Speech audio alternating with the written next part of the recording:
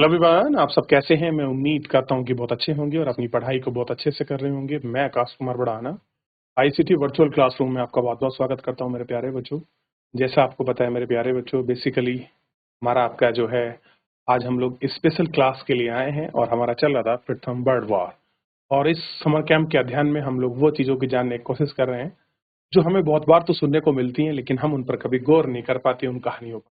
तो हिस्ट्री के वो दौर में हम लोग उन चीज़ों को पढ़ेंगे। क्लियर है? तो इसलिए मैंने सबसे एक अच्छा टॉपिक मेरे को लगा फर्स्ट वर्ल्ड वॉर को उठा लेते हैं। तो बड़े ही अच्छे से हमने इसको पढ़ा, हमने इसके कारण पढ़ लिए, इफेक्ट और इम्पैक्ट पढ़ा। क्लियर है? और इन चीजों को हमने आपका देख लिया। क्लियर है?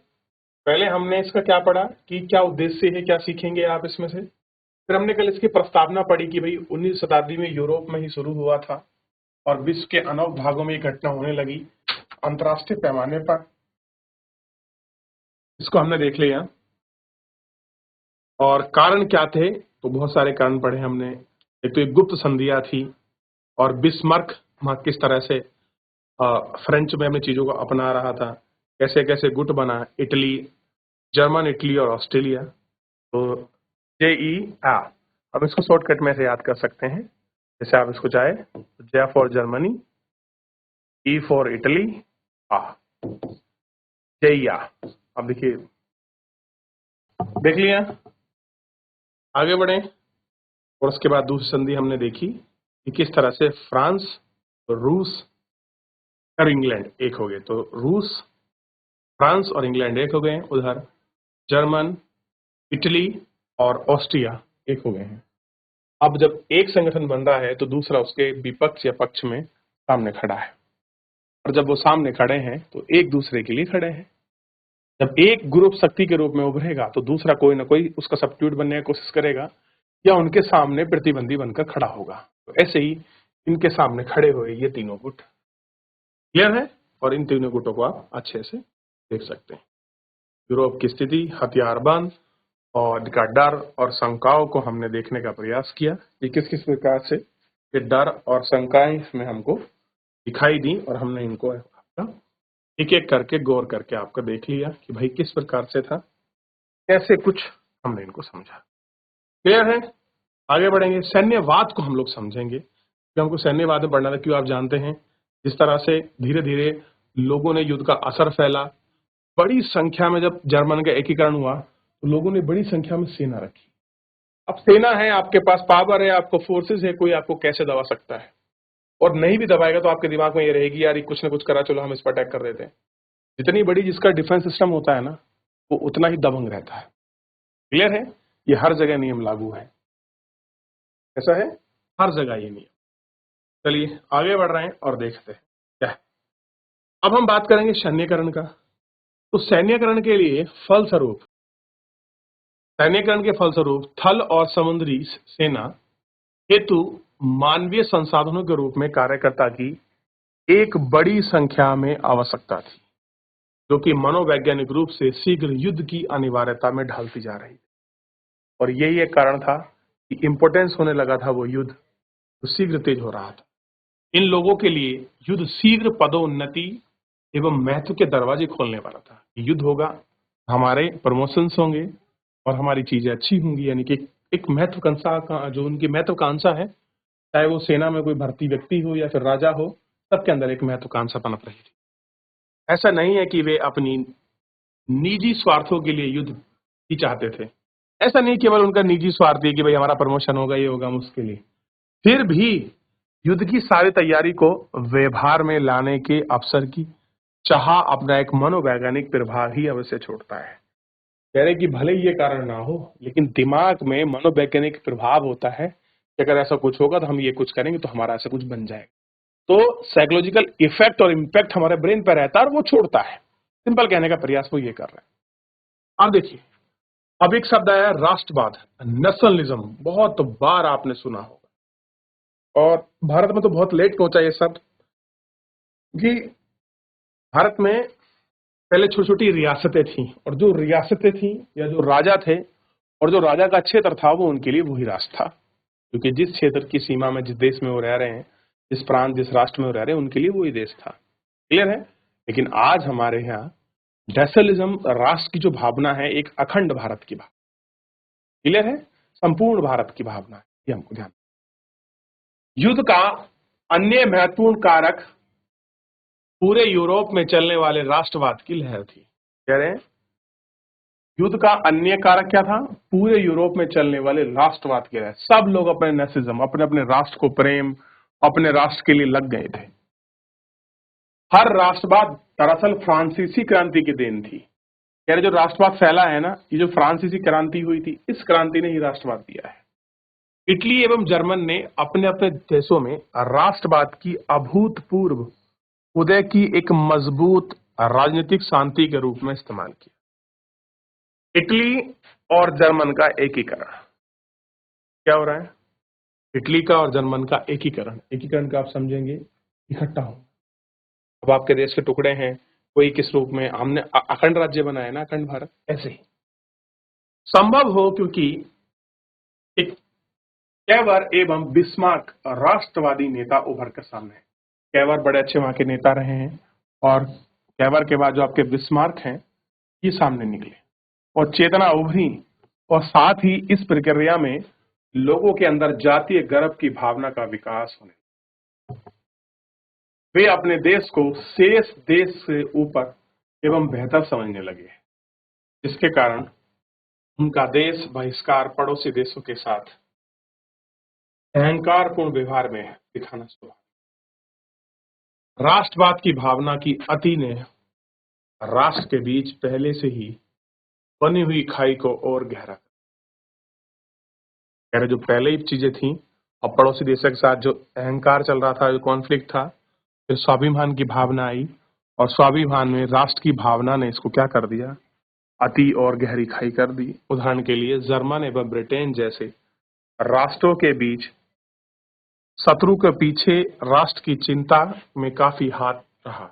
इसके परिणाम स्वरूप राष्ट्रों के बीच थल एवं जल सैन्यकरण की होड़ और तेज हो गई। राष्ट्रवादी भावनाओं के कारण एशिया, अफ्रीका, बाल्कन में अपने अपने स्वार्थों को लेकर यूरोप की शक्तियां आपस में एक दूसरे के साथ टकरा रही थी। तो ऐसा नहीं है केवल उनमें देश नहीं हुआ, आज पूरा यूरोप इस तरह से देखते हैं। उसके पीछे का एक बहुत लंबा संघर्ष और कहानी ने जन्म लिया है।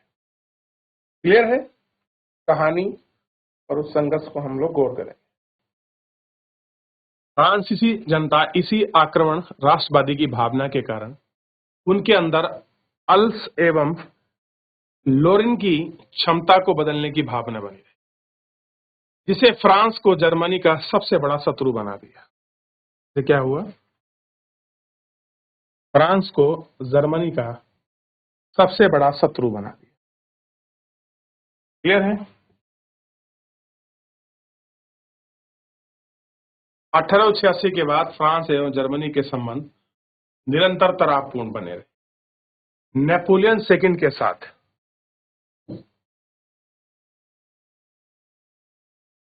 नेपोलियन थर्ड के साथ पीड़ित राष्ट्र जनमत था।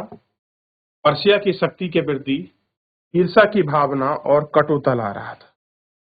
अंधी राष्ट्र देता उभरता परिमाण, इन सब चीजों के रूप में हमारे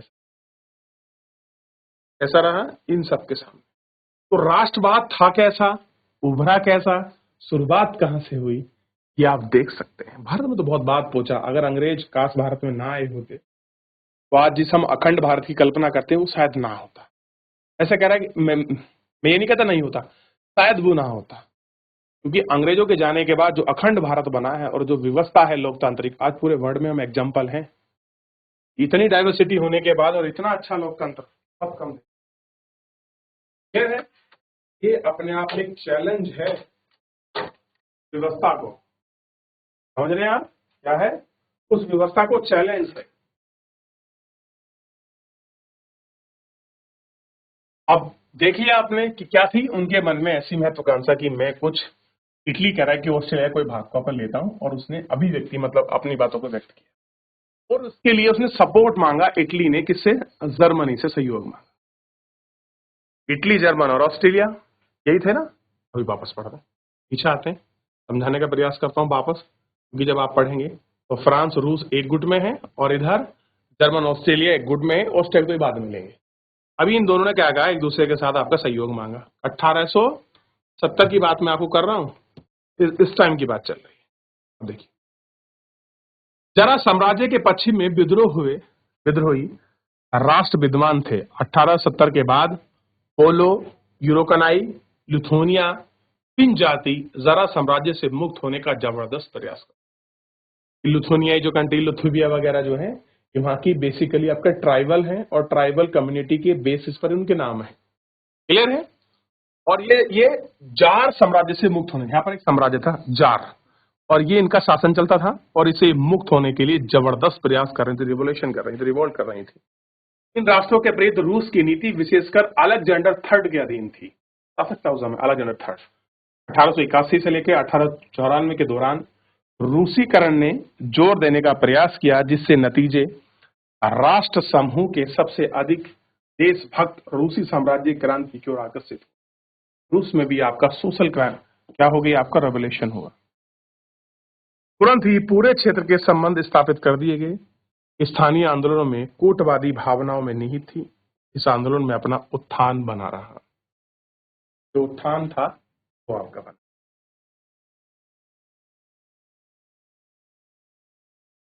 अंतों का संतुष्ट बाल्कन जनता असंतुलित तरीके और महत्वाकांक्षा को बाल्कन प्रायद्वीप को बारूद का ढेर बना, जिसने यूरोप को तुरंत ही अपनी आग के घेरे में ले लिया। वास्तव में युद्ध की ओर धकेलने वाली तमाम घटनाओं के पीछे राष्ट्र भावना प्रेरित थी। कैसी थी? राष्ट्र भावना प्रेरित थी।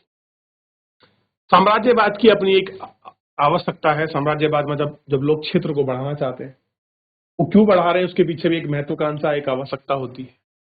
हमारे उद्देश्य के संबंध में समाजवाद का अर्थ एक छत्र पूंजीपति दौर में विश्व स्तर पर पूंजीवादी संचय, मतलब कुल मिलाकर ऐसे क्षेत्र को इकट्ठा करना है जहां से पैसा आ सके।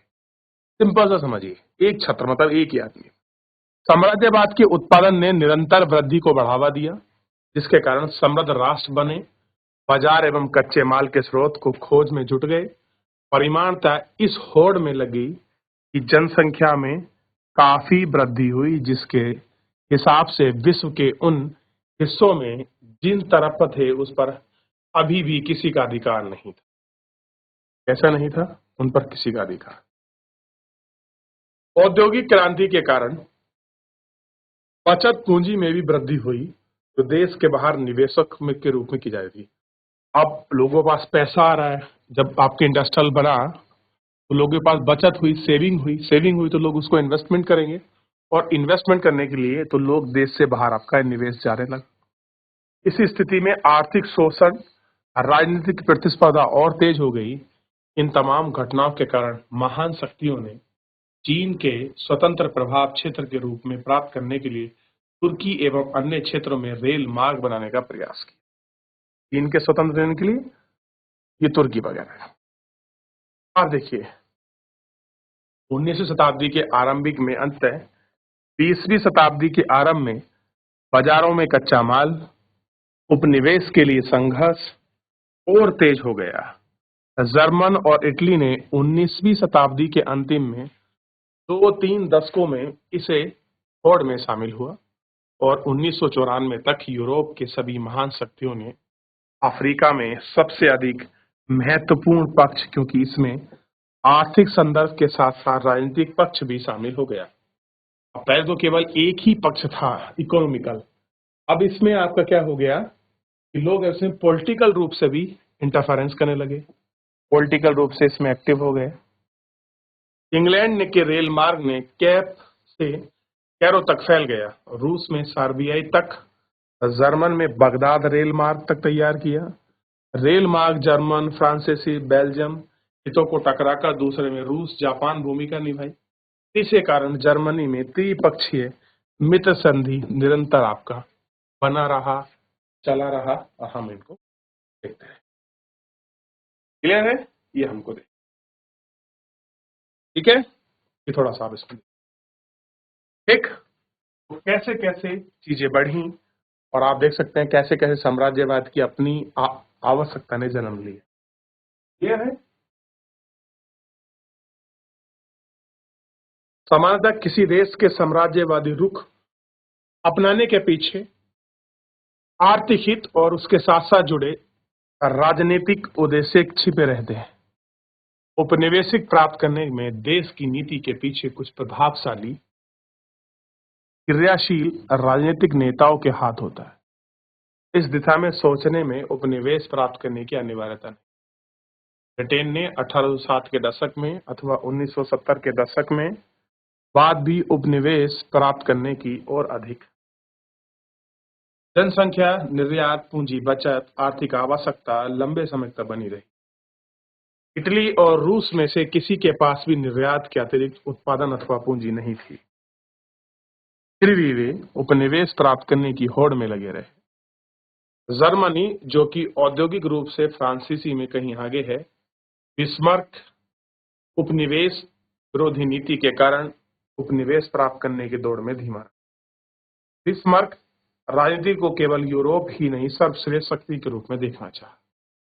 दरअसल साम्राज्यवादी प्रवृत्ति को बढ़ावा देने के पीछे लोगों की सोच थी कि विशेषकर बुद्धिमान अर्थशास्त्री, देशभक्त पत्रकार, राजनीतिक शक्तिशाली नीति इसमें रहे। इन सारी चीजों को हम क्लियर है और इन पर बात करें।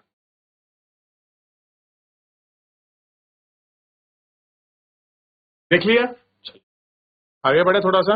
अब देखिए फिर क्या हो रहा है।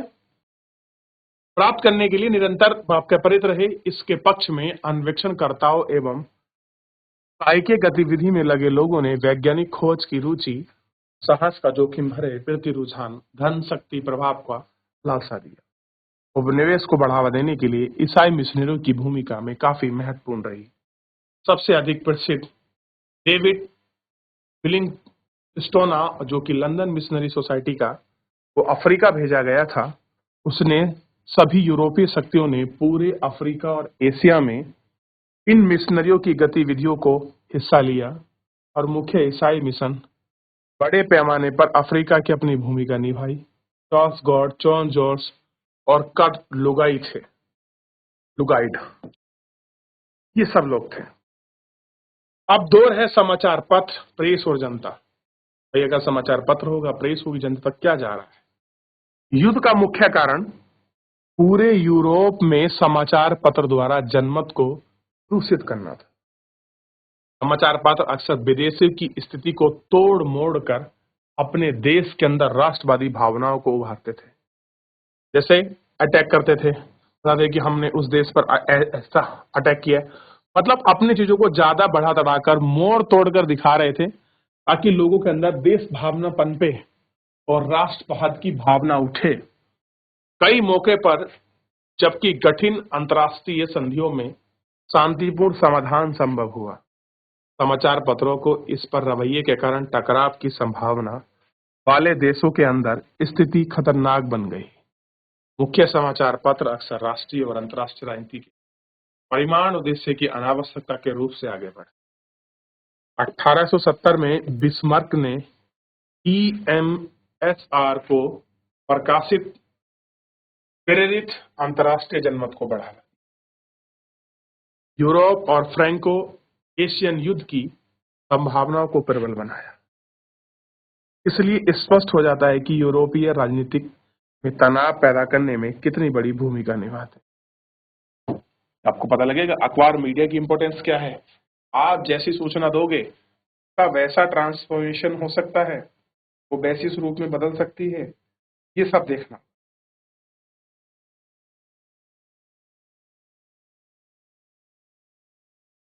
तत्कालिक कारण को हम देखते हैं। ऑस्ट्रिया हबासबर्ग साम्राज्य में 1990 के बाद उभरते हुए राष्ट्रवाद की चेतावनी में से जूझ कर रहा बहुराष्ट्रीय साम्राज्य में निरंतर नियंत्रण बनाए रखना दुष्कर था। ऐसी परिस्थितियों में जबकि वियना में राजनीतिक एवं सैनिक नेतृत्व काउंट वॉचटॉल और कोनार्ड के हाथों में थी। आप देखेंगे ऐसी परिस्थितियां रहीं जब ऐसे बहुत सारे कुछ नेता हैं जिनके हाथों में वो चीजें रहीं। यह काम और भी मुश्किल हो गया कि ऑस्ट्रेलिया को सर्बिया के संदर्भ में एक और पामाइट अर्थात एक और पर्सिया नजर आने लगा। अब सुनिए, अब उनको ऑस्ट्रिया में सर्बिया कंट्री है, उसमें भी उन्हें सेम पर्सिया नजर आने लगा। उन्होंने जर्मन और इटली के एकीकरण की प्रक्रिया को बिस्मार्क और कैवर के हाथों में 1889 से लेकर 1866 की अपमानजनक हार का स्मरण किया और 1914 तक सर्बिया के नेतृत्व में अंतर्राष्ट्रीय एकीकरण को स्लैब जनता को इस आंदोलन में उभारा। यही देश में काफी कुछ छोटा था, इसी जनसंख्या में केवल 50 लाख के आसपास, किंतु जनमत की ऐसी शक्ति और ऊर्जा थी जिसमें युगोस्लाविया की नींव रखी गई। अब देखिए यहाँ से युगोस्लाविया जनमत पनपा। अब आपको समझ आ रहा है कि कैसे कैसे एक ही कंट्रियां बन रही हैं, कैसे लोग अटैक कर रहे हैं, किसको सपोर्ट कर रहे हैं। क्या साम्राज्यवादी केवल वहीं स्थिति थी, या जो आपके अंग्रेज भारत में आके कर रहे थे केवल वहीं हो रहा था, या जो जिस महाद्वीप में वो थे उसमें भी ऐसी घटनाएं थी। तो हर जगह एक अपना दौर चल रहा था, अब जाने का, लोगों को लेने का। सर्बिया केवल हैंसबर्ग के लिए ही चिंता का कारण नहीं था। सर्बिया केवल क्या था, हैम्सबर्ग के लिए चिंता कारण नहीं था, किंतु जर्मन के, हैम्सबर्ग एक आपकी जगह है, स्थान है आपका जर्मन में, तो जर्मनी के एकीकरण की बाधा और बाल्कनों के मध्य मित्र संधि के प्रभाव केंद्र में था। आज जर्मन को देखिए, वहीं एक बाल्टिक सागर पड़ता है। बाल्टिक सागर के जो आसपास की बाउंड्री लगने वाले कंट्री हैं, हम उनको बाल्कन कंट्री कहते हैं या बाल्कनो कंट्री। तो कंफ्यूज नहीं होना, जहां पर बाल्टिक सी है और बाल्टिक सी के आसपास के जो भी कंट्री हैं हम उनको बाल्कन कह देते हैं शॉर्टकट में। क्लियर है? और आपको मैं मैप में दिखाऊंगा अभी। और मध्य संधि के प्रभाव के कारण केंद्र बिंदु था और सर्बिया जर्मनिक ऑस्ट्रेलिया तुर्की संधि की धुरी पर काम कर सकता था। जर्मन, ऑस्ट्रेलिया और तुर्की। आपको पता है तुर्की को जो है यूरोप का रोगी देश कहते हैं, क्योंकि तुर्की जो है वो आपका यूरोप में भी आता है और एशिया में, कुछ हिस्सा उसका यूरोप में आता है और कुछ हिस्सा आपका एशिया में आता है। क्लियर है? सर्बिया उत्पन्न किया और उत्पन्न किया जर्मनी से काम चलता था। इसी प्रकार सारा जीवों द्वारा उत्पन्न किया गया संकट ऑस्ट्रेलिया और सर्बिया के बीच का झगड़ा ना रह गया, बल्कि दो महान संधियों की शक्ति की परीक्षा का कारण बन गया। अब सर्बिया और जर्मन लड़ेंगे। वह घटना के कारण युद्ध में आरंभ हुआ और एक धर्मांध व्यक्ति द्वारा उसको सर्बिया सरकार ने स्थापित नहीं किया। हम्मस के सिद्धांत की उत्तराधिकारी की हत्या की गई। जून 1914 में आक्याइड फ्रूज फिनलैंड और उसकी पत्नी ने सारा जीवन राजधानी और बोस्निया पे दौर पे किया। ऑस्ट्रेलियाई सेरो गोर्बियो फ्रांसिस के द्वारा उनकी हत्या कर दी गई। वियना, एक कंट्री है वियना ने, अब यहां नाम लिया रहा है, वियना ने हत्या को सर्बिया द्वारा युद्ध भड़काने का प्रयास हो सकता। वियना कह दिया कि भैया सर्बिया ने यह हत्या नहीं की है, इसने युद्ध बढ़ाने की कोशिश की है। ऐसी मांग प्रस्तुत की जाने लगी। 28 जुलाई को वियना की ओर से युद्ध घोषणा कर दी गई और संधि की भावना बनी रही। दोनों हाथ शक्तिशाली टकराते रहे और ब्रिटेन विदेशी सचिव इस परिस्थिति में टकराव के कारण पूरे यूरोप में अंधेरा सा छा रहा और अपने जीवन में फिर रोशनी ना देख सके। तो युद्ध लड़ना कोई हंसी खेल नहीं है, बड़ा कुछ झेलती है कंट्रियां। वहां के लोग आर्थिक, राजनीतिक, हर चीज में, सामाजिक बहुत बड़ा प्रभाव और उसके परिमाण हमको देखने। क्लियर है? देखिए आप इसको।